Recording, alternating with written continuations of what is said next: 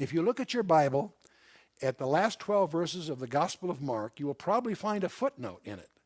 Something to the effect that these verses are in dispute and were probably added later by some copyist.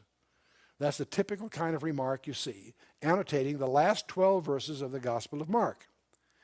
And the question is, were they added later?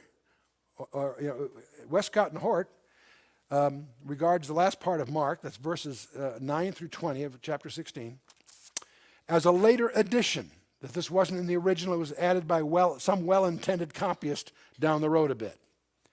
Well, that's easily shredded because Irenaeus in 150 AD quotes it in his commentary.